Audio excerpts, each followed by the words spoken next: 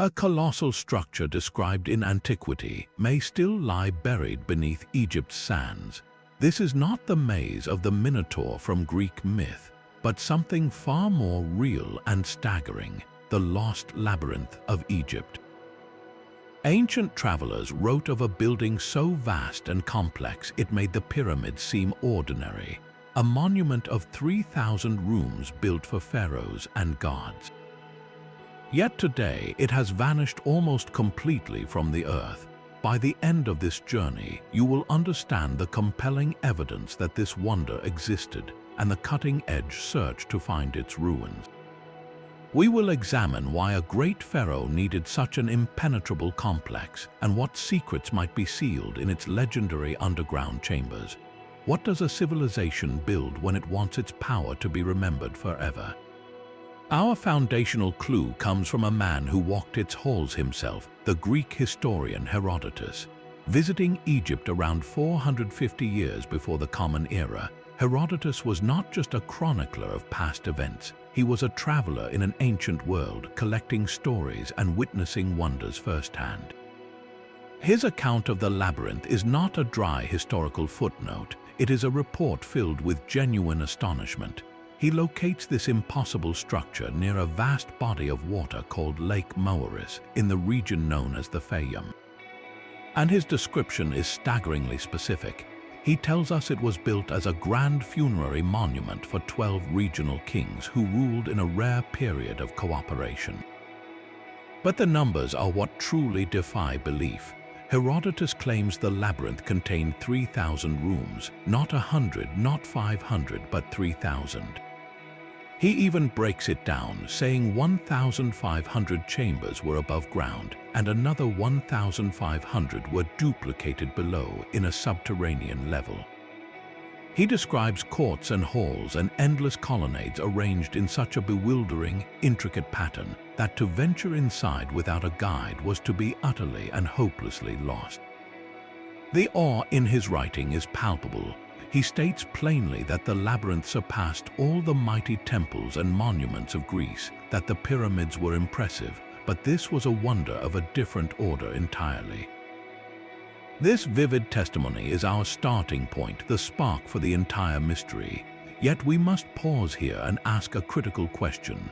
Herodotus, often called the father of history, also had a reputation as a collector of tall tales.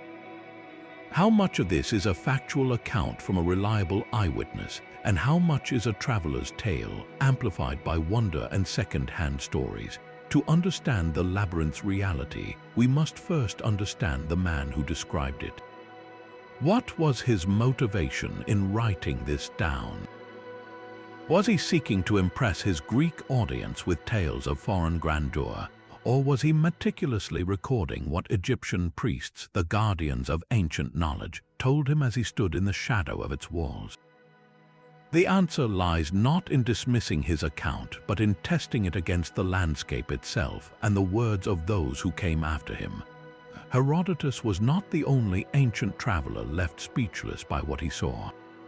Centuries later, another keen observer walked through the same ruins. The Greek geographer Strabo visited Egypt around 25 years before the Common Era, and his account provides a vital second witness. He confirms the labyrinth's location in the Fayum, near the city then called Crocodilopolis. His description is more architectural, noting it was built from a single, massive stone, a detail that speaks to an almost superhuman feat of engineering. He wrote of many adjoining chambers, their roofs also made of stone, and of columns arranged around a central space. Crucially, Strabo states that the villages nearby used the labyrinth as a kind of meeting hall, a communal center. This is not the description of a mythical fantasy. It is a report on a functioning, though crumbling, piece of civic infrastructure. It had a tangible place in the lives of ordinary people long after its builders were gone. Then, nearly a full century after Strabo, the Roman scholar Pliny the Elder compiled his vast encyclopedia of natural history. When he writes of the labyrinth, he treats it as a famous, established wonder of the world, but one so ancient its origins were already fading into legend. He repeats the staggering number of rooms and halls and adds a haunting detail that the doors were built to make a terrifying sound as they opened and closed, a feature perhaps designed to awe or intimidate any who entered. Think about this timeline. Herodotus saw it in the 5th century before the Common Era. Strabo walked its halls in the 1st century before the Common Era. Pliny wrote about it in the 1st century of the Common Era. That is a span of over 500 years where this structure is consistently documented by different men from different cultures, all pointing to the same region of Egypt. They were not copying each other, they were independent observers corroborating a persistent reality. This consistency is the bedrock of the historical argument. It transforms the labyrinth from a solitary traveler's tale into a documented landmark, a real place that stood for generations as a testament to a forgotten pharaoh's ambition. So if it was real and it was grand and it endured for centuries, a pressing new question emerges. Who had the power and the motive to build such an impossible thing? The classical writers gave us a name, but it is a name shrouded in its own mystery. The name those classical writers recorded was King Men's, but this is where history and translation create a puzzle. Egyptologists believe Men's is actually the Greek rendering of a powerful pharaoh from Egypt's Middle Kingdom, Amenemhat III. His reign, nearly 4,000 years ago, was a golden age of prosperity and architectural ambition. And his fingerprints are all over the very landscape the ancient travelers described. To find his labyrinth, we must first understand the world he reshaped, the Fayum oasis. This was not a random patch of desert. The Fayum is a vast, fertile depression west of the Nile, fed by a natural channel called the Bahr Yusuf. Before Amenemhat III, it was a seasonal marshland. Under his rule, it was transformed into the breadbasket of Egypt through one of antiquity's most ambitious engineering projects. He ordered the construction of massive dams, canals, and sluices to regulate the water from the Nile's annual flood, turning the unpredictable marsh into a stable, irrigated paradise. At the heart of this new agricultural empire was Lake Moeris, what we know today as Lake Karan. This enormous lake became the reservoir for the entire region, a symbol of the pharaoh's absolute control over the forces of nature. So why would a ruler who dedicated his life to taming a wilderness choose this very spot for his most mysterious monument? Think of the symbolism. The labyrinth was not built in the old capitals of Memphis or Thebes, the traditional seats of power lined with temples to familiar gods. It was built here in the center of his own personal creation, a monument to his dynasty's achievement, literally rising from the land he had conquered and cultivated. This location sent a clear message. The power of the pharaoh was not just spiritual or military, it was geological. He could redirect rivers, create lakes, and in the heart of it all, he could erect a house of mysteries so complex it defied human understanding. The Fayum was his masterpiece, and the labyrinth was to be its crown jewel, an administrative and religious center designed to awe and control. But the geography offers another, more practical clue. The Fayum is a closed basin surrounded by desert hills. It is a place one enters intentionally. A labyrinthine complex here would have been naturally isolated, easier to guard and control. If the stories of subterranean levels are true, the soft limestone bedrock of the region would have been perfect for tunneling. So we have a pharaoh with the means, a location with the right symbolism and geology, and multiple historical witnesses pointing to the same spot on the map. The search, then, seems straightforward. Go to the Fayum, look for the biggest pile of stones you can find. Yet when modern archaeologists first arrived at Lake Karan with the words of Herodotus and Strabo in hand, they found a landscape that told a different, more complicated story. The landscape around Lake Karan presented a puzzle of its own. Early explorers found scattered stone ruins and the remnants of massive foundations, but nothing that immediately screamed a building of 3,000 rooms.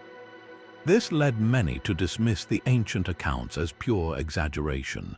But what if the problem was not the description, but our modern expectation of what a labyrinth should be? To solve this, we must let go of the most famous labyrinth of all, the one from Greek myth. That story of the Minotaur trapped in a maze built by Daedalus has forever shaped our idea of a labyrinth as a confusing trap, a puzzle designed to lose and imprison. The Egyptian labyrinth was something entirely different. Its purpose was not to confuse but to consolidate. It was not a prison for a monster but a monument to an empire. Scholars analyzing the classical accounts alongside Egyptian beliefs see a structure of profound symbolic power. The sheer, overwhelming number of rooms and courts described by Herodotus and Strabo was likely not meant to be a disorienting maze in the literal sense. Instead, it was a physical manifestation of complexity itself. Think of it as the ultimate administrative capital. Each of Egypt's traditional provinces, called nomes, may have had its own dedicated chapel or hall within the complex, a place for their governors and priests to gather under the watchful eye of the pharaoh. This would have been a powerful tool of control, bringing the entire bureaucratic and religious machinery of the nation under one colossal roof, in the very region the pharaoh had personally cultivated. The labyrinth did not trap people, it organized them, weaving the diverse threads of the kingdom into a single, imposing tapestry of state power. At its heart, the labyrinth was almost certainly a grand temple. The Fayum was the cult center of Sobek, the powerful crocodile god of the Nile's waters and fertility. A massive temple to Sobek at the center of this water management project makes perfect sense, a divine thank you for the bounty the pharaoh's engineering had secured. So this complex served a dual purpose, both earthly and divine. It was a place where provincial taxes could be calculated and stored, where decrees were issued, and where, in the next courtyard, priests performed rituals to ensure the continued flood of the Nile. Its labyrinthine design, then, was a mirror. It reflected the intricate, interlocking bureaucracy of the Egyptian state on one level, and on a higher level, it symbolized the complex, orderly cosmos the Egyptians believed their rituals maintained. Walking through its endless colonnades would have been a profound experience, a journey through the very architecture of creation and kingship. This understanding transforms the ruins from a potential wild goose chase into a search for something very specific, a central administrative temple complex of unprecedented scale. But if it was so grand and so important, why is it not a famous tourist site today? Why did it vanish? The answer lies not in myth, but in a very practical and relentless force that has reshaped Egypt for millennia. To understand the scale of his vision, we must meet the man himself, Amenemhat III. His reign, spanning over 45 years in the 19th century before the Common Era, was not merely long, it was transformative. Egypt under his rule reached a zenith of stability and wealth, a golden age built on more than just military conquest. It was built on water. His true obsession was the Fayum, and his legacy there was one of profound, literal earth moving. While other pharaohs left pyramids pointing to the stars, Amenemhat III looked to the ground and reshaped it. His teams of engineers constructed vast dikes and canals, taming the wild floods of the Nile to feed the great Lake Moeris, turning a marsh into an agricultural engine that could feed cities. This was a pharaoh who thought in terms of systems and control, who sought to harness the chaos of nature itself for the benefit of his state. So what does a ruler who has already redirected rivers and created lakes do for his final, defining monument? He builds a labyrinth. For Amenemhat III, this was not a whimsical project. It was the ultimate expression of his philosophy. A single, overwhelming complex in the heart of his engineered paradise served multiple, brilliant purposes. First, it centralized power. By placing a grand administrative and religious capital here, far from the traditional power centers, he forced the entire machinery of government to revolve around his personal achievement. Provincial governors and priests would have to journey to his Fayum, to be processed through the labyrinth's countless courts, physically enacting their submission to his centralized authority. Second, it venerated the local gods, particularly Sobek, the crocodile deity of the Nile's life-giving waters. A labyrinth with a massive temple at its core was a divine thank you note, a way to ensure the gods blessed the very hydrological system he had built. It linked his earthly power directly to cosmic favor, but perhaps most importantly, it was about legacy. Pyramids were tombs sealed and hidden. A labyrinth was a living, functioning monument. It was designed not to be entered once and sealed, but to be used to be walked, to inspire awe and confusion for generations. It was a statement carved in stone and bureaucracy. I built this. I ordered this complexity. My will is made manifest in every corridor and column. The labyrinth was the crown jewel of his building programs, a perfect fusion of practical governance, religious devotion, and immortal vanity. It was meant to be an eternal engine of his memory, operating long after his body was laid to rest. And to ensure that memory endured, he may have taken one final, astonishing step, linking his labyrinth to another, even more secret project deep in the desert. The quest to find the labyrinth moved from ancient texts into the gritty reality of the desert in the 19th century. As Egyptology transformed from treasure hunting into a science, systematic explorers arrived with shovels and a burning question: where was the proof? Among the first was the German scholar Carl Richard Lepsius. Leading a Prussian expedition in the 1840s, he meticulously surveyed the Fayum region around Lake Moeris. He documented ruins, mapped the land, and collected artifacts, but the colossal, intact labyrinth Herodotus described remained elusive. The scale he was looking for simply wasn't there in plain sight.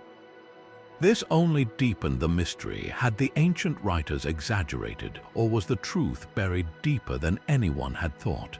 The answer began to emerge from a most unglamorous substance, a mountain of rubble. The most compelling early claim came from the relentless British archaeologist Sir William Matthew Flinders Petrie. In the 1880s, Petrie, a man known for his almost obsessive attention to detail, turned his focus to Hawara. This was the site of Amenemhat III's second pyramid, a mud-brick structure that had largely melted back into the earth. Just to the south of this pyramid, Petrie made a startling discovery. He didn't find towering walls or ornate columns. Instead, he uncovered what he called a great plain of chips, a sprawling foundation platform made entirely of crushed limestone fragments. This artificial plateau covered an area so vast it was measured in acres. To Petrie's trained eye, this was not a natural formation. This was the deliberate, leveled base upon which something unimaginably large had once stood. The chips were the debris from quarrying and shaping the very stones of the labyrinth itself. He wrote with conviction that this was the foundation of the legendary structure, the literal ground floor of the mystery. While he found no standing architecture, no labyrinthine walls to walk between, this barren plain of stone felt like a ghost imprint. It was the first modern, physical evidence that something of staggering scale had indeed existed at the very location the classical sources and the pharaoh's history pointed to. Petrie stood on that plain of chips and saw not an empty field but the shadow of a wonder. Yet a shadow was all it was, without walls, without a clear floor plan. The labyrinth's true form and fate remained locked away. If this was its foundation, where did all the stones go? The answer to that question would require looking not for a building, but for its absence, and understanding the relentless economy of an ancient landscape. Flinders Petrie stood on that desolate plain at Hawara and saw a mathematical truth in the rubble. His meticulous surveys revealed an artificial platform of staggering dimensions, a rectangle of compacted gypsum and limestone chips measuring roughly 304 meters by 244 meters. To put that in perspective, that foundation was larger than 10 football fields laid side by side. This was not a natural feature. This was the deliberate, engineered base for a structure of almost inconceivable scale. Petrie, in his typically methodical way, mapped every inch, sketched the layout, and filled his notebooks with observations that mixed scientific rigor with a palpable sense of awe. He wrote of the sheer labor it represented, the millions of tons of stone fragments that had been brought in and leveled to create a perfectly flat stage in the Egyptian desert. For him, this barren expanse was the ghost of the labyrinth, its skeletal footprint pressed into the earth. But where was the body, the towering walls and endless colonnades? Petrie developed a theory as practical as the Egyptians themselves. He proposed that the magnificent stone walls of the labyrinth did not vanish into myth, they were dismantled block by block for reuse. In later centuries, perhaps by the Romans or even early Islamic builders, the complex became the ultimate quarry. Why travel miles to cut new stone when a mountain of perfectly good pre-cut limestone sat here, already shaped and ready to be hauled away? The labyrinth, in a cruel twist of fate, may have been cannibalized to build the cities that grew over its memory. His personal notes convey a fascinating duality, the excitement of a detective who has found the scene of the crime, mixed with the profound frustration of an archaeologist who arrives centuries too late. He had the blueprint in the ground, but the masterpiece was gone. This plain of stone, however, is far from meaningless. It is a negative space that defines a presence. Like finding the concrete foundation of a demolished skyscraper, its vast outline tells you something undeniable, something colossal was here. It confirms the central claim of the ancient sources that a building of impossible size once dominated this landscape. Petrie's work transformed the labyrinth from a debated story into an archaeological fact, a monument that left a wound in the earth as its only testament. But if all that remains is a field of chips, how can we ever hope to understand what the labyrinth truly was, or what secrets it might still guard beneath that rubble? The plain of chips at Hawara is a ghostly foundation, but perhaps the labyrinth was never just one building. While Petrie mapped the rubble, another compelling theory was taking shape just a few miles to the north at a place called Bayamu. Here, the desert holds a different kind of clue, not a field of fragments, but the remains of immense purpose. Two gigantic stone pedestals rise from the sands, platforms so large they look like the foundations of small hills. These are not natural formations, they are the bases for what were once two towering statues of Pharaoh Amenemhat III, seated colossi that would have gazed out across his engineered Fayum. Herodotus himself mentions these statues, noting they were of such immense height that even the pyramids seemed less impressive from their vantage. For some archaeologists, these colossi are not isolated monuments. They are pieces of a larger puzzle. Could these statues have been the grand sentinels of the labyrinth complex? Imagine approaching a ceremonial way, a processional road lined with sphinxes or pillars, leading toward those two imposing figures of the pharaoh. Beyond them, the labyrinth itself would have risen, a maze of courts and columns stretching toward the horizon. This theory suggests the labyrinth was not a single, monolithic building as we might picture a palace. Instead, it was a sprawling ritual landscape, a network of temples, administrative quarters, statues, and causeways, all integrated into one overwhelming display of power. The colossi at Bayamu, then, were the gateway. They framed the entrance to the pharaoh's domain, both physically and symbolically. Anyone approaching, from a humble farmer to a visiting dignitary, would have had to pass under the stone gaze of Amenemhat III twice over, a crushing reminder of who ruled this land and the waters that fed it. This idea transforms our search from looking for one huge footprint to looking for a constellation of sites connected by ancient roads and sightlines. The labyrinth becomes less a building and more of a precinct, a sacred district where every element, from the tallest statue to the smallest shrine, was part of a carefully choreographed experience of awe. If this is true, then the plain of chips at Hawara might be just the administrative and temple core, the beating heart of a complex that spread for miles. But if the complex was so vast and its stone was so valuable, what possible hope is there of finding anything of substance left? The answer may lie not in looking for what remains above the sand, but in listening for what whispers from beneath it. For decades, the ghostly plain of chips at Hawara was the only physical clue, a silent testament written in rubble. Then, in 2008, technology offered a way to listen to what that rubble was hiding. A joint Egyptian and international scientific team arrived at the site not with shovels, but with sophisticated ground-penetrating radar and magnetometry equipment. These tools act like X-ray vision for archaeologists, sending signals into the earth and reading the echoes to map differences in soil density and magnetic properties. They can reveal the outlines of buried walls, foundations, and voids without moving a single grain of sand. The team methodically scanned the area south of Amenemhat III's pyramid, covering the very region where Petrie had mapped his vast foundation. For 3 field seasons, they collected data, a digital whisper from deep below the desert. When they processed the results and published their findings in 2011, the report sent a shockwave through the world of Egyptology. The scans appeared to show something extraordinary. Beneath the unremarkable surface, the data revealed the ghostly imprint of a massive, grid-like structure.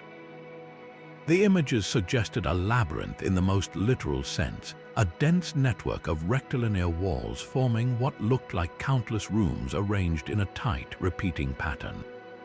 The underground complex seemed to sprawl for acres, a hidden city of stone sleeping beneath the sand. This was not just a few scattered foundations, it was a precise architectural blueprint revealed from below.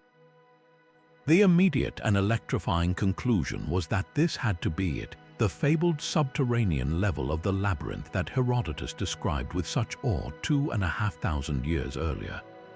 The ancient historian's claim of 1,500 underground chambers no longer seemed like a fanciful exaggeration, but a plausible description of a staggering archaeological reality. The news sparked a wave of excitement. Headlines around the world declared the lost labyrinth found. For a moment, it seemed the mystery was solved, that technology had triumphed where centuries of digging had failed.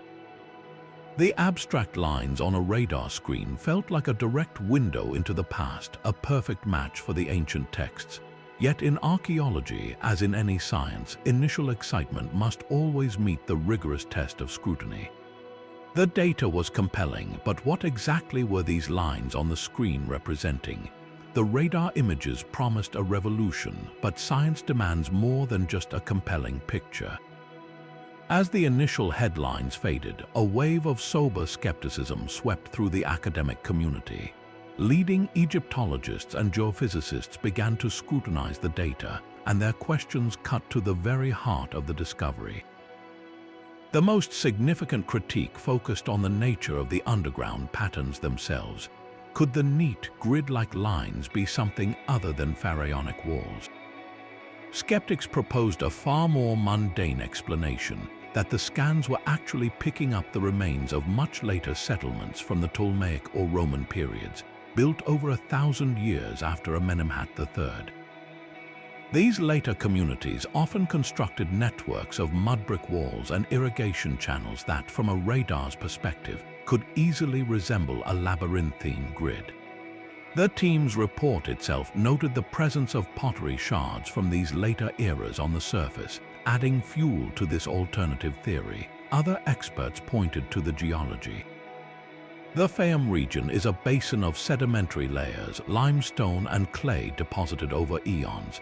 Natural fractures in the bedrock or the compacted remains of ancient river channels can sometimes produce strikingly regular linear signatures that trick the untrained eye.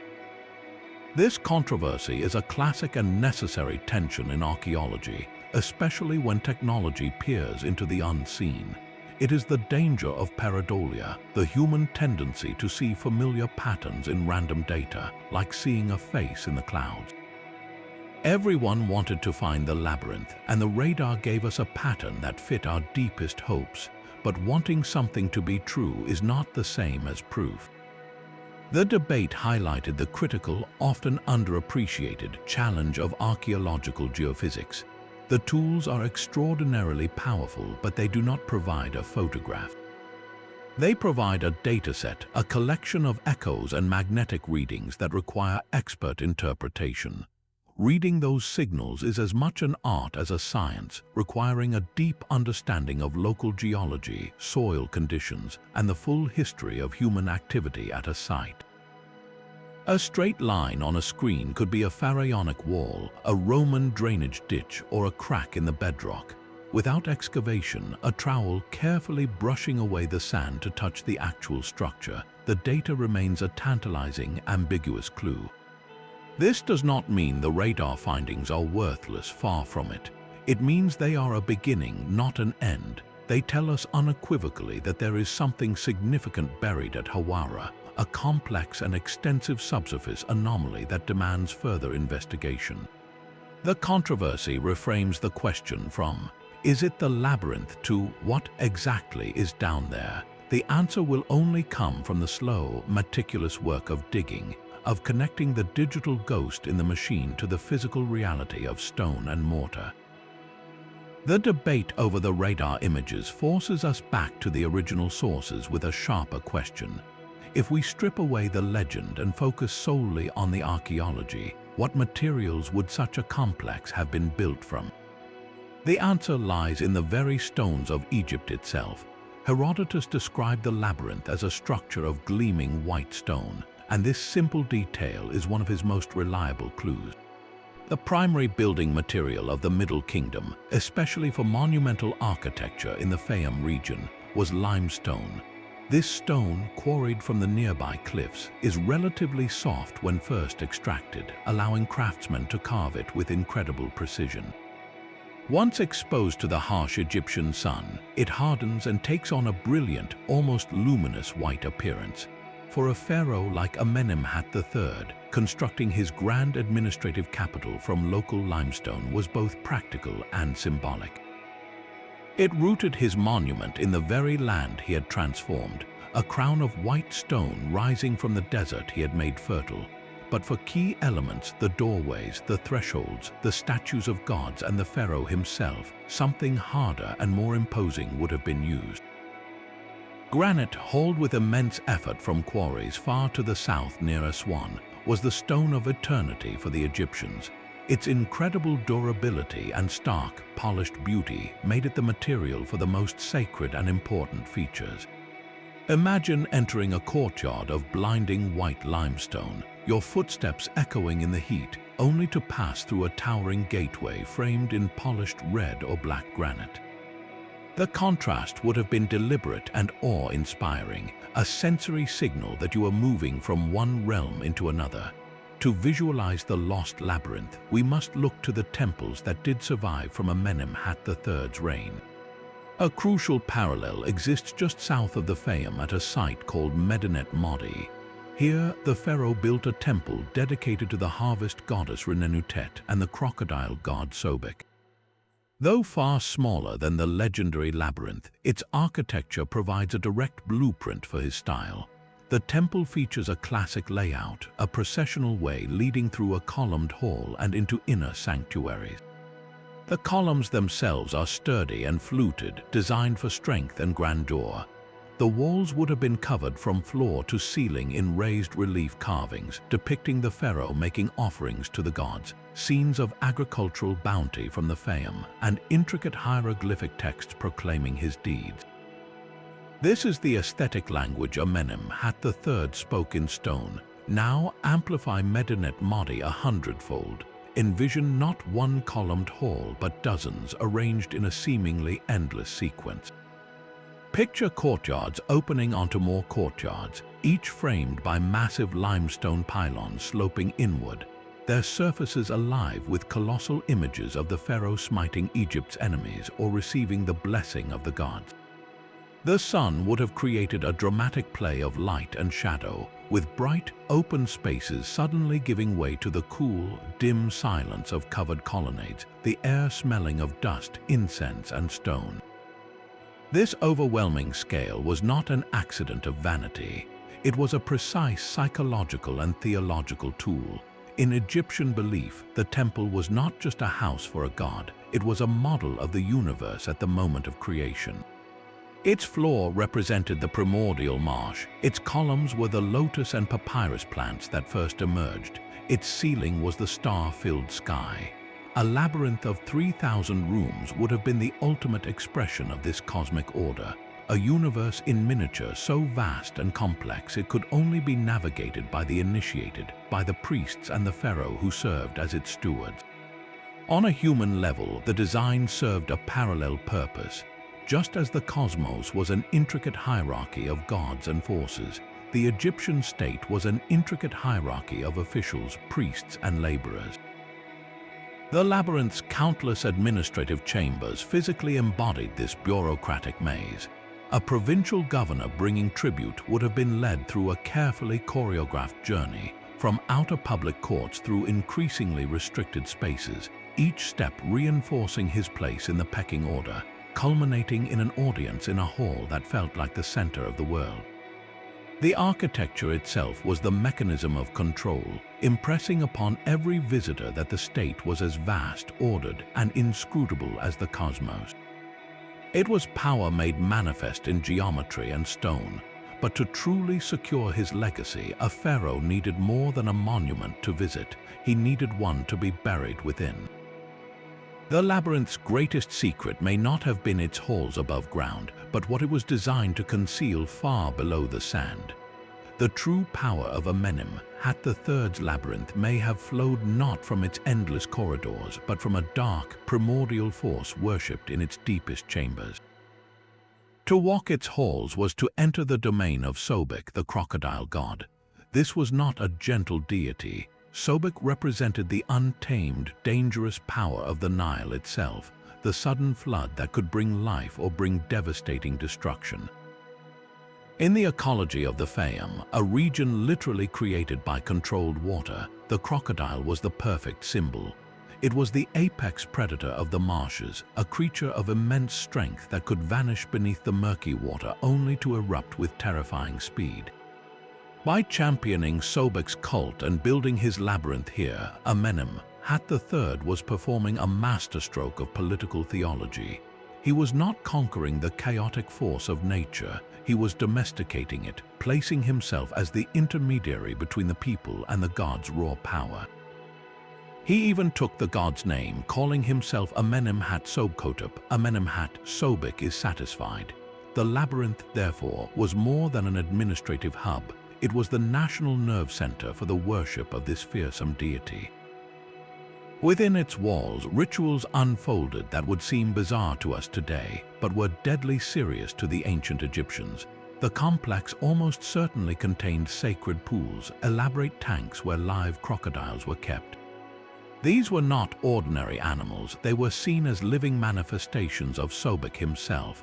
They would have been pampered and fed choice cuts of meat, adorned with gold earrings and jeweled bracelets.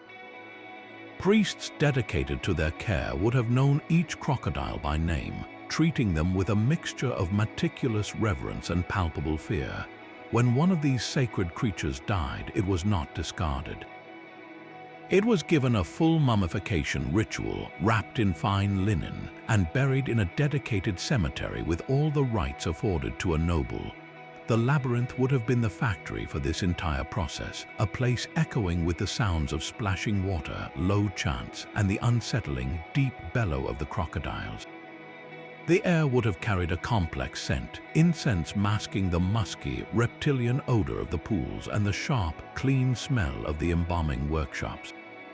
For an Egyptian pilgrim, a journey to the labyrinth was a confrontation with divine terror made manageable.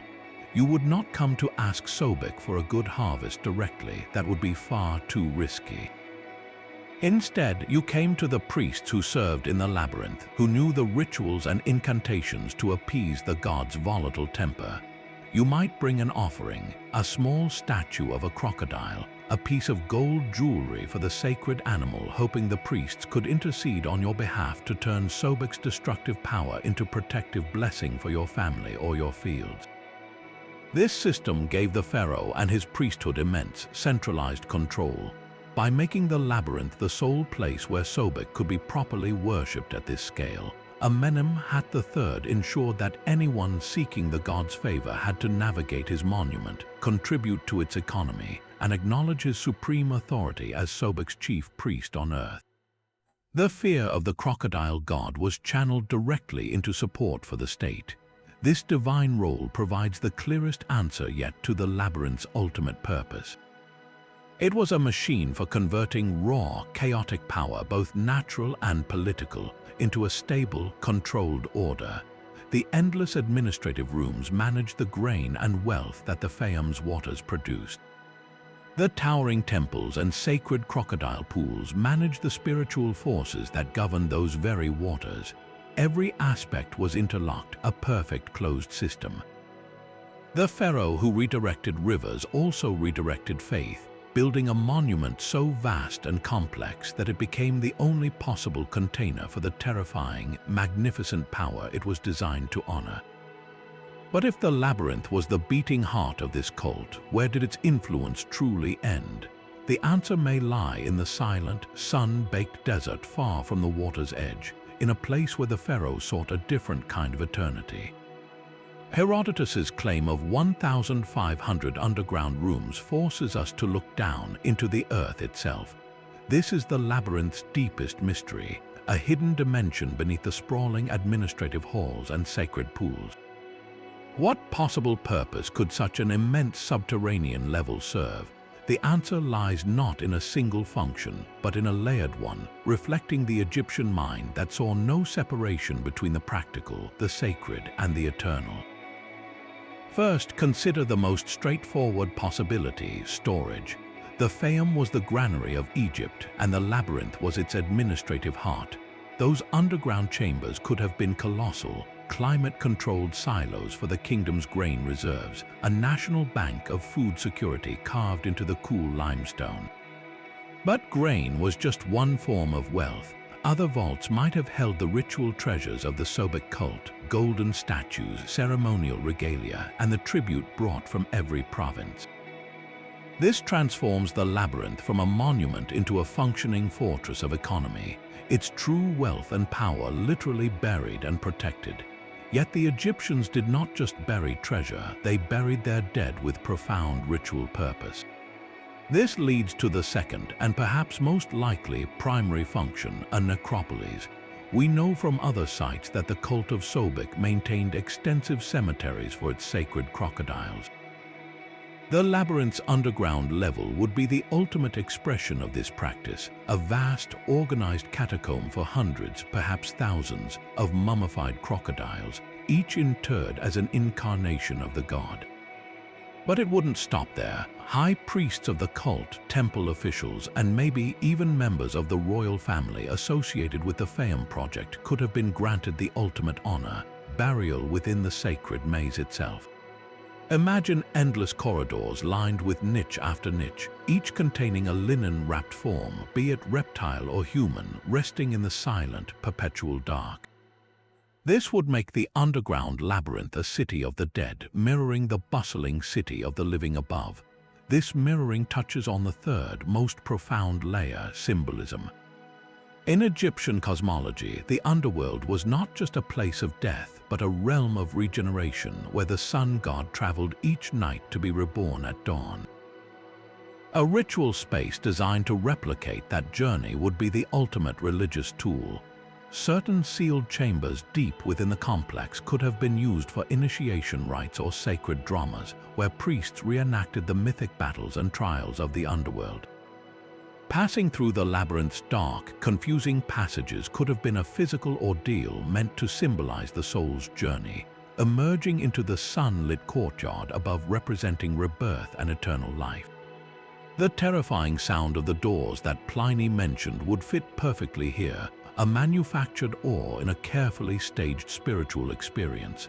Is there any archaeological precedent for such an immense underground complex? Absolutely. While nothing on the scale of 1,500 rooms has been found, the concept is deeply Egyptian. The step pyramid complex of Djoser at Saqqara includes a staggering 3.5 miles of underground tunnels, galleries, and storage magazines. The builders of the labyrinth would have been heirs to this millennia-old tradition of subterranean engineering. They simply may have taken that existing architectural principle and scaled it up to a mind-bending degree, turning what was a royal tomb complex into a subterranean city for a god and his servants. So what then might still remain in those chambers if they exist? The practical answer is perhaps less gold than we might dream, but something far more telling to an archaeologist. The stone walls themselves, if ever exposed, would likely be bare, any precious linens or wooden artifacts long since turned to dust in the damp earth. But the durable evidence would be staggering. Thousands of crocodile mummies in their pottery coffins, intricate canopic jars that held priestly organs, fragments of inscribed papyrus detailing temple accounts, and the undisturbed burial assemblages of the labyrinth's elite guardians. These objects would not glitter, but they would speak, providing an unprecedented census of a powerful cult's operation, economy, and belief system across centuries. They would be the silent, preserved record of the labyrinth's true purpose, waiting in the dark. This leads to a final, unsettling possibility. If the labyrinth was designed as a perfect, sealed system of power in life and in death, what if its greatest secret was meant to stay hidden forever, not by accident, but by the precise and terrifying intention of its builder? The gleaming white labyrinth and the dark pyramid were not separate monuments, but two halves of a single, inseparable design. Rising from the desert just south of the Plain of Chips stands Amenemhat III's final resting place, his pyramid at Hawara. Today, it is a weathered, crumbling mass, its core of dark mud brick exposed to the sun, earning it the modern nickname, the Black Pyramid. But in its prime, it was a mirror to the labyrinth itself, sheathed in the same brilliant white Chora limestone. This proximity is no accident. In the Egyptian conception of the afterlife, these structures served interlocking, eternal purposes. The pyramid was the sealed vessel for the pharaoh's physical body and his spirit, the place of his transformation into an eternal god.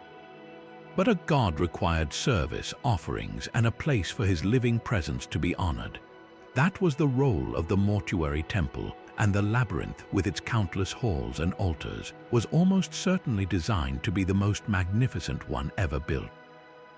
A long, covered causeway, a sacred road shielded from the profane world, would have connected the two. This was the final processional journey. After the pharaoh's body was mummified in the labyrinth's specialized workshops, his funeral cortege would have moved through the labyrinth's courts, past the sacred pools of Sobek, and out along that causeway to the pyramid for burial. But the connection did not end at the funeral. For centuries after, priests employed by the royal endowment would have lived and worked within the labyrinth's administrative quarters. Each day, in a specific temple chamber dedicated to the pharaoh's cult, they would perform the opening of the mouth ritual before a statue of Amenemhat III, magically animating it so his spirit could receive offerings of food, drink, and incense. The labyrinth was the eternal engine for this worship. The grain stored in its subterranean magazines funded the priesthood. The bureaucracy housed in its endless rooms managed the vast estates deeded to support the cult. This transforms our understanding of the labyrinth's scale.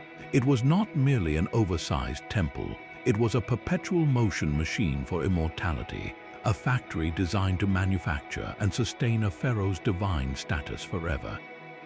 The sheer size of the administrative complex makes sense only when you see it as the headquarters for a permanent, state-funded operation to maintain not just a temple, but a royal soul for eternity. This grand funerary landscape labyrinth, causeway, pyramid was the ultimate statement of control. Amenemhat III, who mastered the waters of the Fayum in life, sought to master the currents of eternity in death. He built a monument so vast and complex that the very state he ruled would be forever obligated to maintain it, tying his memory inextricably to the functioning of the kingdom itself. His labyrinth was the beating heart of this plan, a machine of stone and ritual meant to never stop. Yet, standing before the ruins today, a haunting question remains. If the system was designed to last forever, why did it fail? What force was greater than a pharaoh's eternal decree? A monument designed for eternity lasted only a few centuries. The labyrinth's disappearance was not a single cataclysm, but a slow, relentless unraveling, a victim of the very forces its builder sought to control. The first and most practical thief was human necessity. Following the Roman annexation of Egypt, the labyrinth became a king-sized quarry.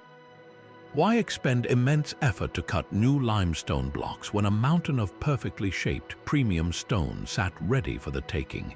Roman engineers, masters of pragmatic reuse, would have systematically dismantled the above-ground colonnades and walls to build their own cities, forts, and roads throughout the Fayum.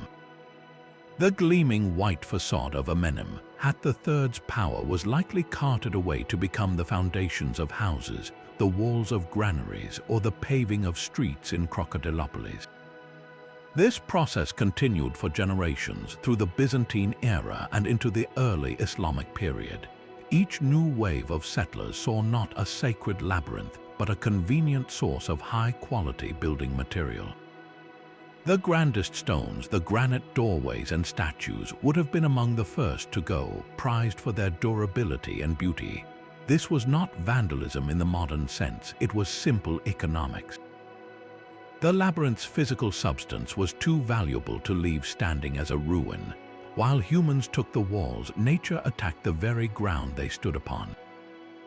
The Fayum is a living landscape, and the water that gave it life also sealed the labyrinth's fate. Amenemhat III's great hydrological works were too successful. Centuries of intensive agriculture in the region led to increased irrigation, which caused the water table to rise steadily. This groundwater would have seeped into the labyrinth's famed underground chambers, flooding the sacred crocodile catacombs and storage magazines. The constant moisture would have dissolved the gypsum mortar holding the stones together, turning solid foundations into soft, unstable slurry. Furthermore, the canals that fed the fields also carried immense quantities of silt. Annual floods would have deposited layer upon layer of this rich, muddy sediment around the complex's base. Over hundreds of years, the labyrinth's lower levels were not just flooded, they were silently buried, swallowed by the fertile soil its own existence helped create. The monument was literally sinking back into the marsh it had risen from. Occasional violence from the earth itself would have accelerated the decline.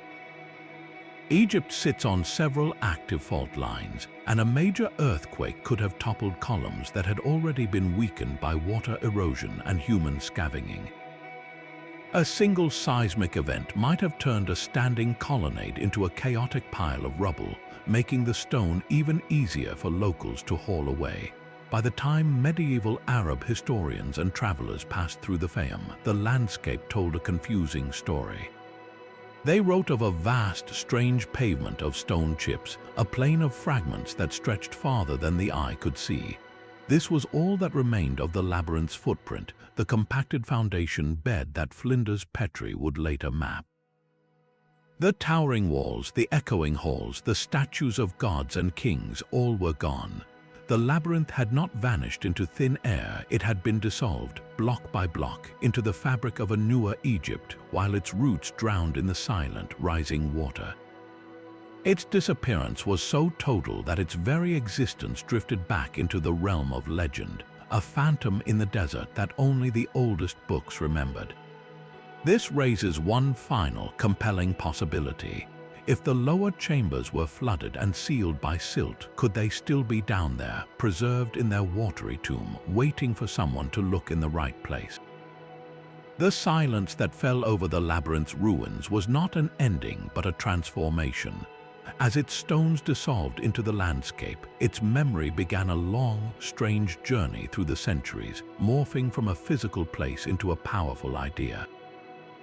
Medieval Arab geographers and historians, traveling through Egypt centuries after the last Roman cart left with its load of limestone, encountered the same puzzling landscape we see today. A scholar named al-Masudi, writing in the 10th century, described the site with a mix of reverence and confusion. He spoke of a vast paved area, a plain of countless stone chambers, but he also wove in local folklore about hidden treasures and jinn guarding the ruins. The labyrinth was no longer just a building, it was becoming a story, a layered narrative where archaeological fact blended seamlessly with magical tale. This fusion ensured its survival. When the physical evidence is gone, the story adapts, finding new life in the human hunger for wonder. By the time the Renaissance dawned in Europe, a rediscovery of ancient Greek and Roman texts sent a shockwave through the scholarly world. Herodotus, Pliny, and Strabo were translated and printed, their vivid descriptions of the Egyptian labyrinth landing on the desks of curious minds who had never seen a pyramid. For these European humanists, the labyrinth was not a local legend. It was a direct challenge from antiquity, a lost wonder that demanded to be found. It became an obsession, a geographical ghost that haunted the edges of known maps. Cartographers, working from these classical descriptions rather than first-hand knowledge, began to inscribe the labyrinth onto their charts of Africa, often placing it vaguely south of the Mediterranean, a symbolic placeholder for the continent's unknown interior mysteries. This was no longer just history, it was fuel for the age of exploration.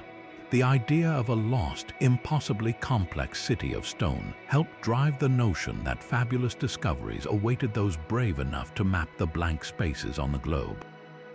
The labyrinth had evolved from an administrative capital into a beacon for explorers. This evolution reveals a profound truth about how mysteries endure. A fully explained, well-understood monument might be impressive, but it is a solved puzzle. The labyrinth, by vanishing so completely, became an unsolvable one.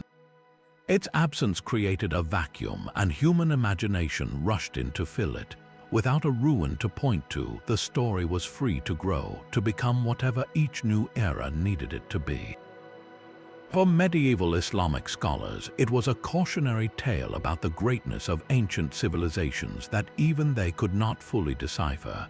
For Renaissance thinkers, it was a tangible link to classical wisdom, proof that the ancients had achieved wonders modern man could scarcely comprehend.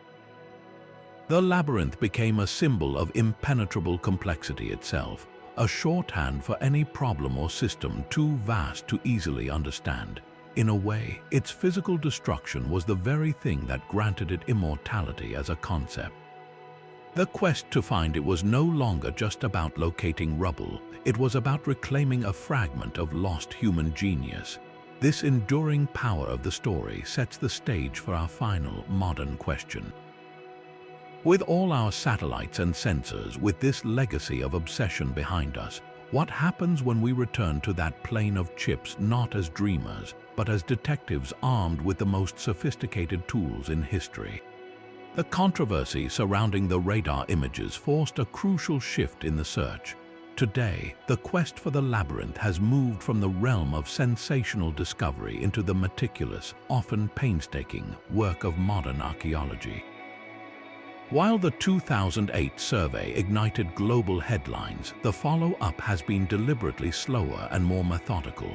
Current Egyptological missions in the Fayum, led by institutions like the University of Cairo in partnership with the Egyptian Ministry of Antiquities, are taking a broader, more patient view. Their goal is no longer to simply find a single wonder, but to reconstruct the entire historical and environmental context in which it was built. This means that every pottery shard, every soil layer, every faded inscription from the region is now a vital piece of the puzzle. Teams are systematically surveying the area around Hawara and Bayamu, not with the sole intent of finding grand walls, but to map ancient settlements, trace vanished canals, and understand how the landscape of Amenemhat III's golden age actually functioned.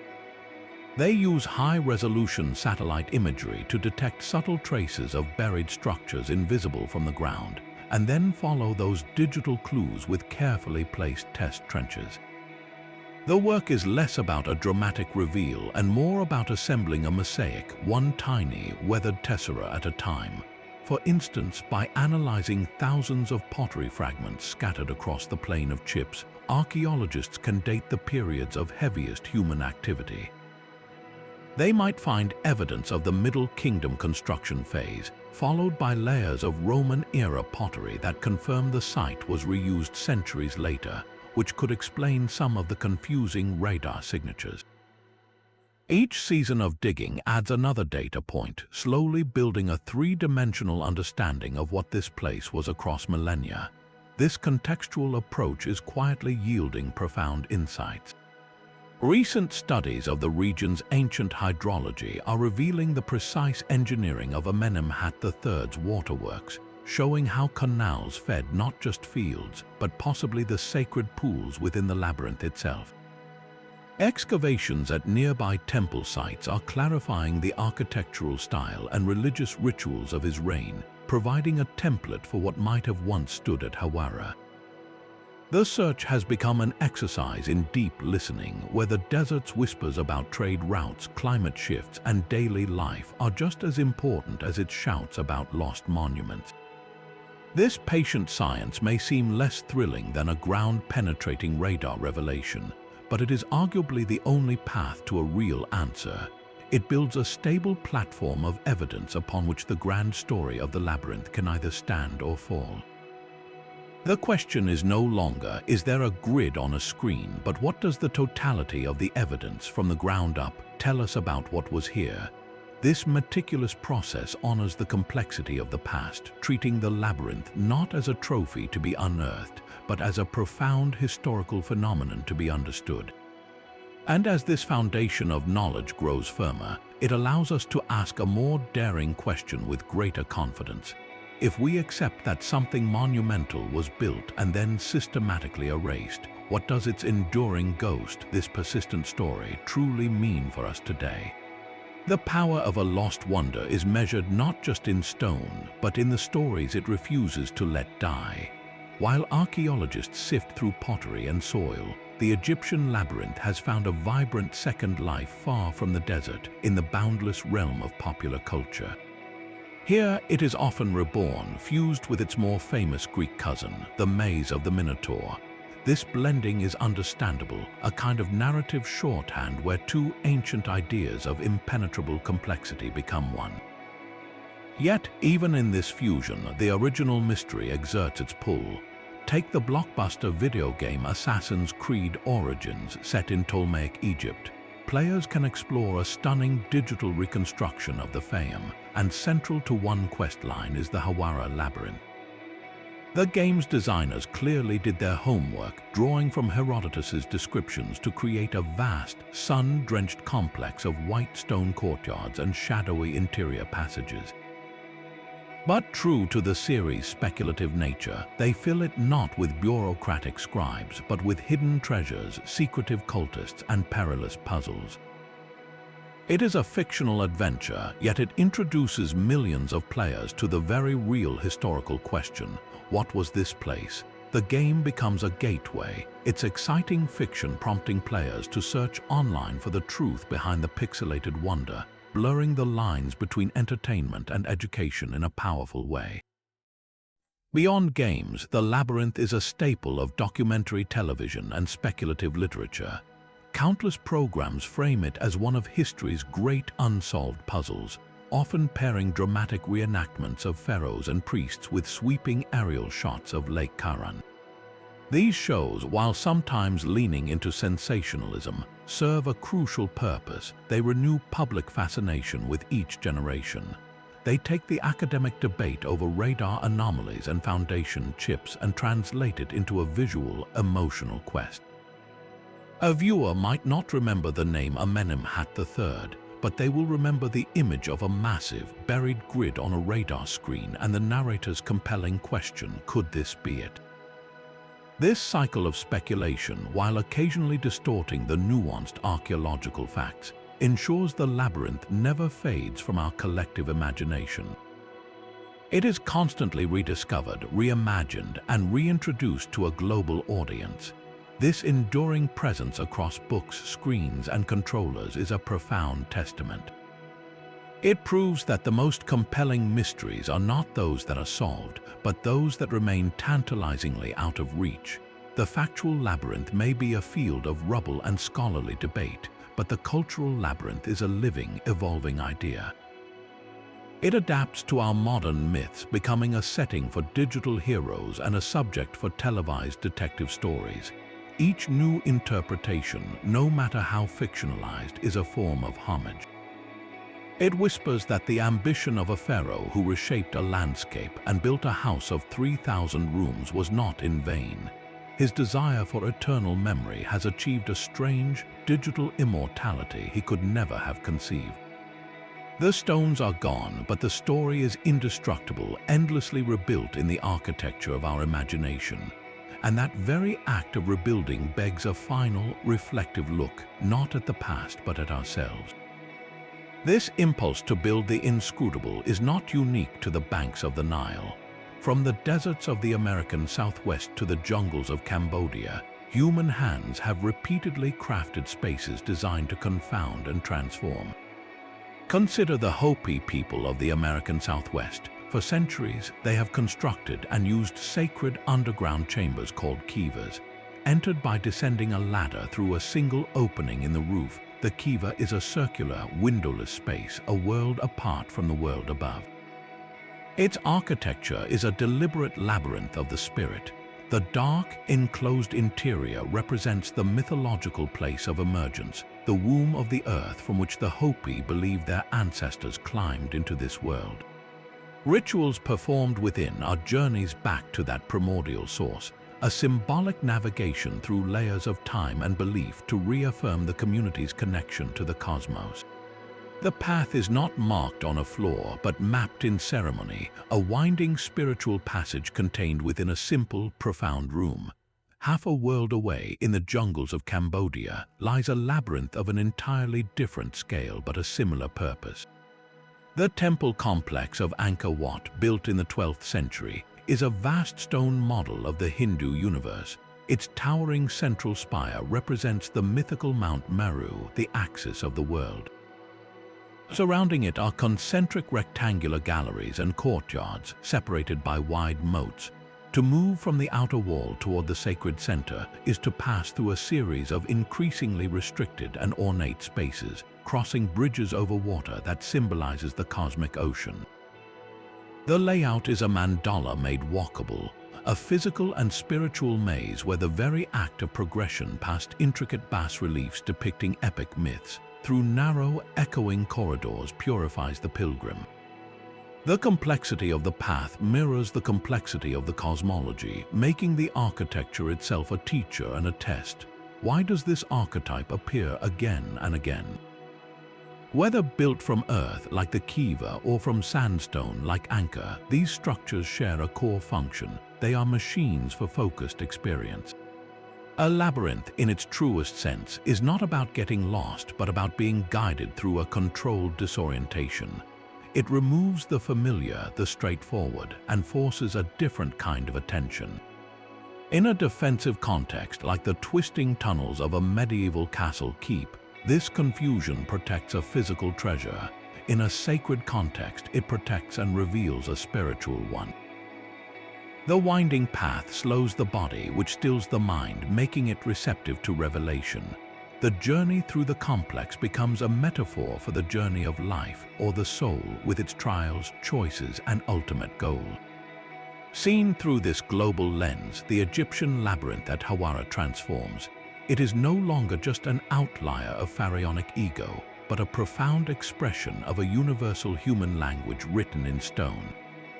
Amenemhat III's 3,000 rooms were the ultimate amplification of this ancient principle. His complex fused every purpose, a defensive stronghold for state wealth, an administrative maze controlling the living, and a ritual labyrinth guiding initiates and priests through the mysteries of Sobek and the afterlife.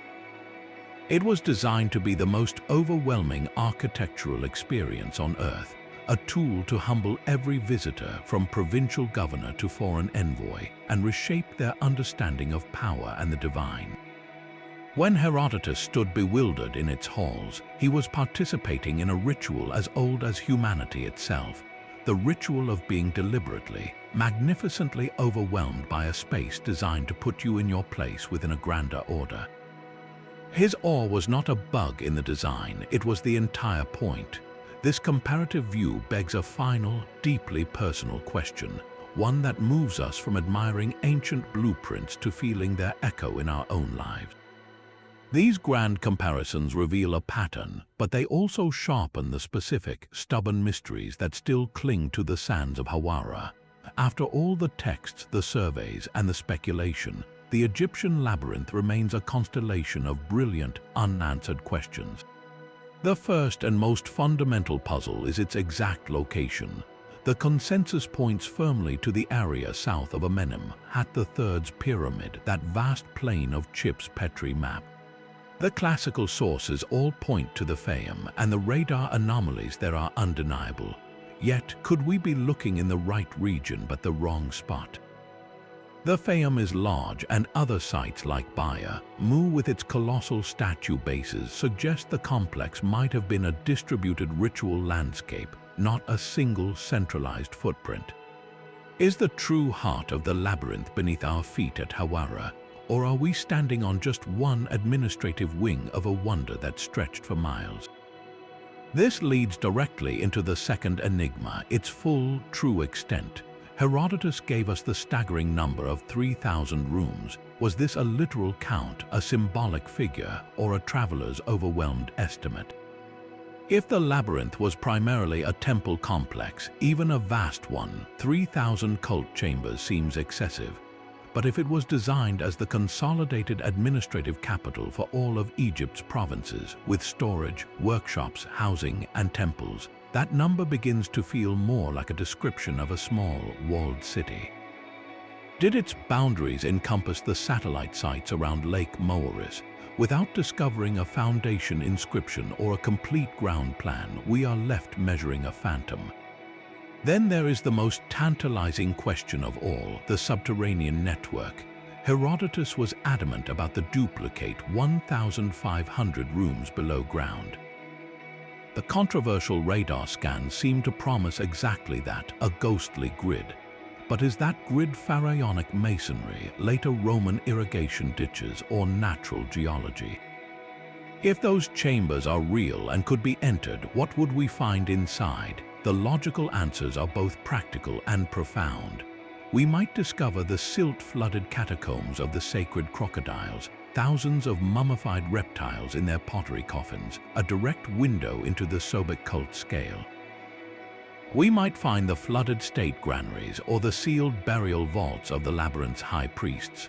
Or, in the deepest, most restricted chambers, we could find ritual spaces untouched since the Middle Kingdom, their walls perhaps still bearing inscriptions describing the labyrinth's own purpose and construction. That underground level is the locked vault of this mystery.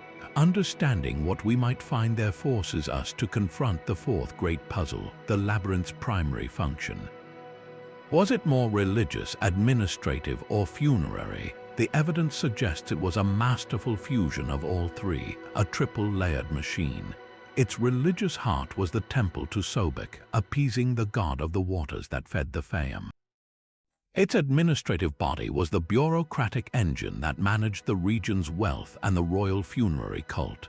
Its funerary soul was its connection to the pyramid, serving as the eternal mortuary temple to sustain Amenemhat III's spirit.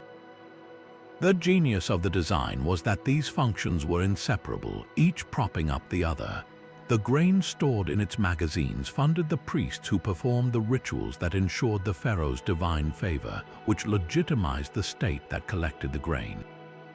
It was a perfect closed loop of power, both earthly and eternal, all of which makes the final question so poignant, its ultimate fate. Given its systematic dismantling and the drowning of its lower levels, can we ever recover enough to understand its full glory? A complete reconstruction is impossible. The stones are scattered across 1,000 later buildings.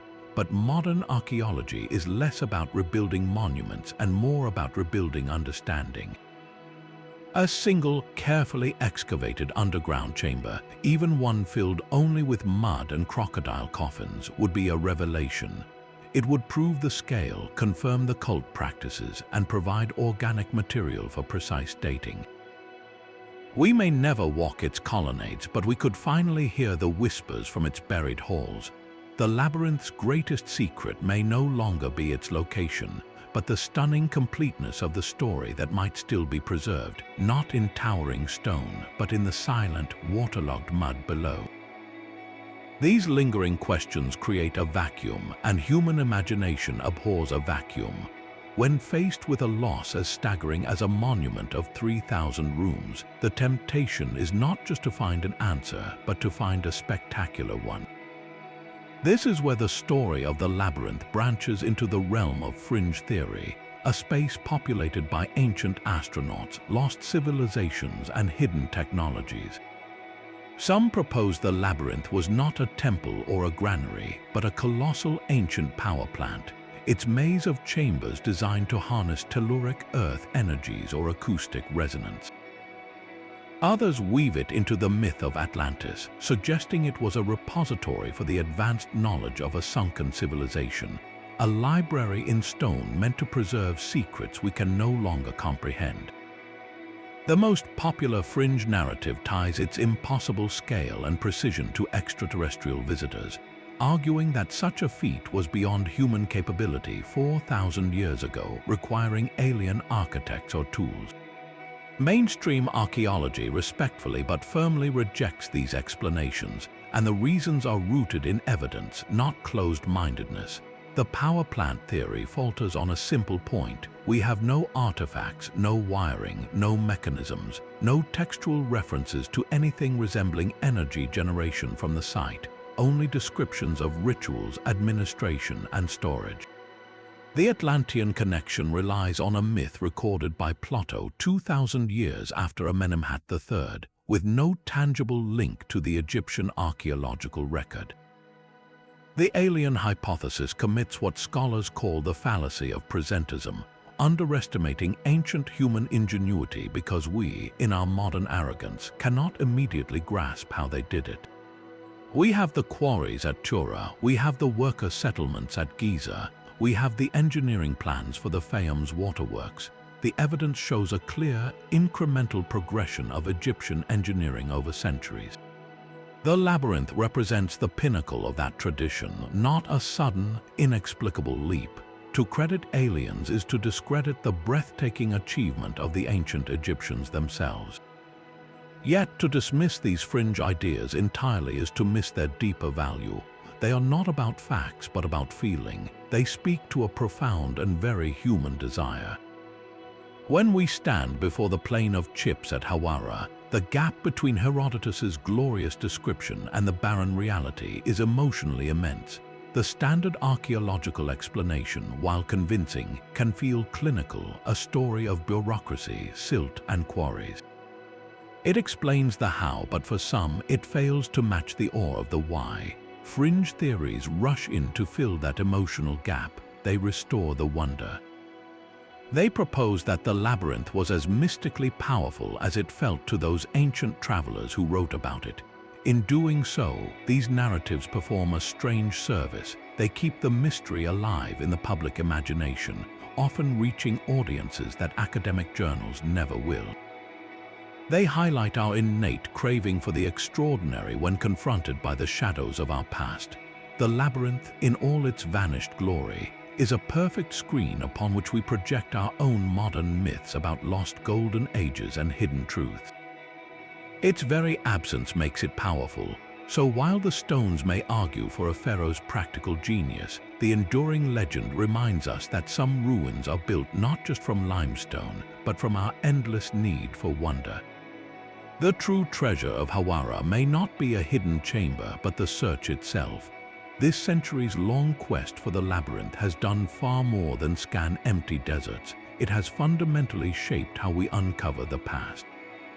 Each generation of searchers, from Flinders Petrie with his measuring tape and notebooks to modern teams with ground-penetrating radar, has been forced to innovate. Petrie's meticulous mapping of that plain of chips established new standards for archaeological precision, proving that even rubble could tell a story if you knew how to listen. Today, the debate over those radar images pushes geophysicists to refine their tools and interpretations. teaching us to distinguish between a pharaonic wall and a Roman ditch. The labyrinth, by being so elusive, has acted as a perpetual testing ground, advancing the very science that seeks to find it. It forces a rigorous conversation between the page and the spade. We must constantly return to Herodotus and Strabo, not as infallible guides, but as human witnesses. Their accounts become puzzles to be solved, or a data point to be understood. Did Herodotus see 3,000 rooms, or did he walk through a symbolic core and extrapolate a number meant to convey overwhelming scale? The search demands we read between their lines, separating first-hand observation from cultural interpretation, making us better, more critical readers of history itself. This process creates a profound, intimate bridge across time. When you read Herodotus's breathless description and then stand on the hot, windy plain at Hawara, you are momentarily connected to his sense of wonder across 2,400 years. You are feeling the same human emotion, confronted by the same monumental ambition, even if the stones are gone. That shared awe is a kind of time travel, linking our curiosity directly to his.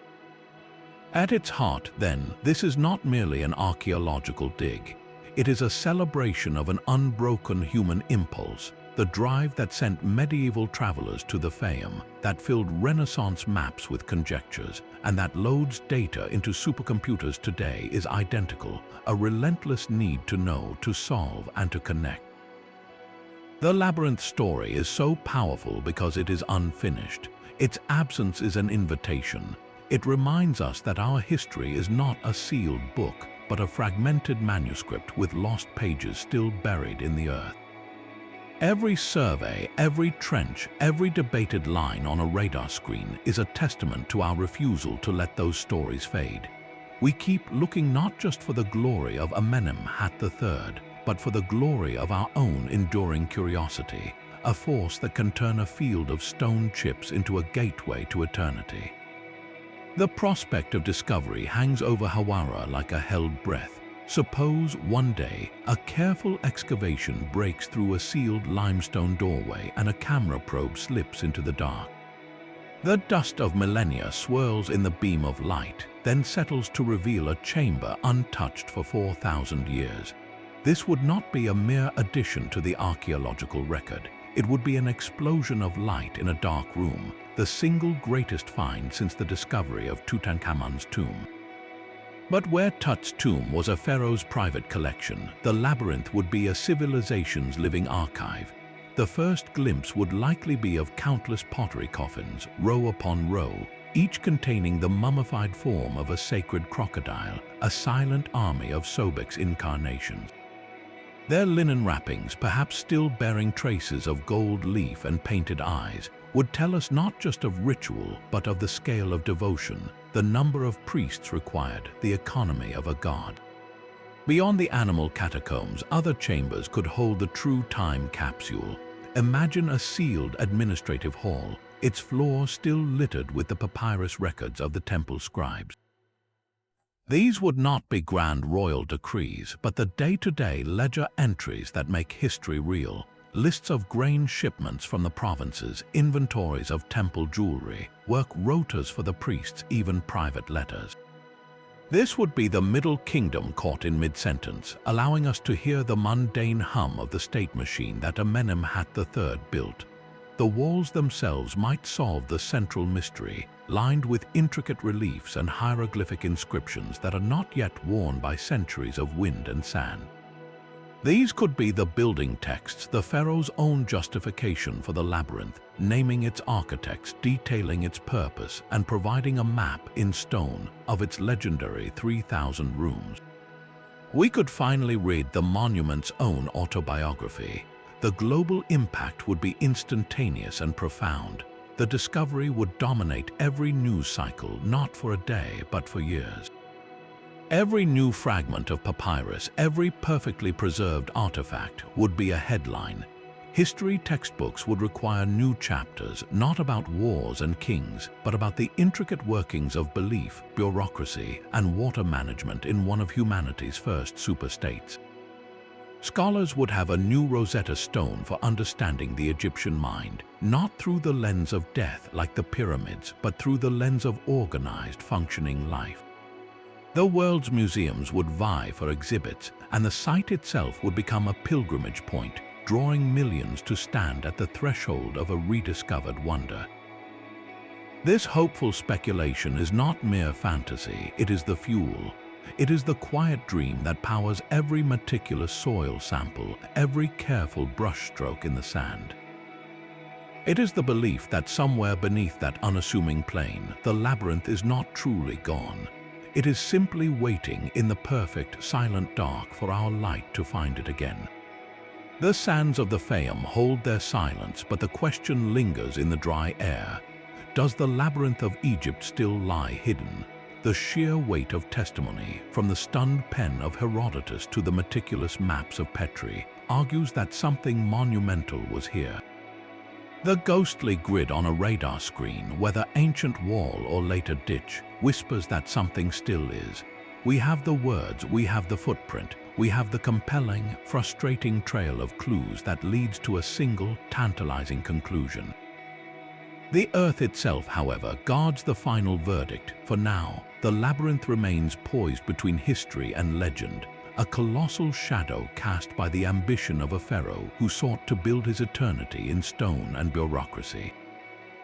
It stands as a powerful reminder that our maps of the past are never complete, that the desert can swallow a wonder of 3,000 rooms and yet never fully erase its echo. Our history still holds pockets of profound mystery, waiting for a shift in the sand, a new reading of an old text, or the careful stroke of an archaeologist's trowel to bring them back into the light. This search, this collective act of curiosity across centuries, is a testament in itself. Thank you for joining this exploration into one of antiquity's greatest enigmas. What do you believe is the labyrinth's ultimate, undiscovered secret? Share your theories in the comments below. Subscribe for more deep dives into history's hidden chapters. And remember, sometimes the greatest adventure is not in the finding, but in the relentless, wondrous search for what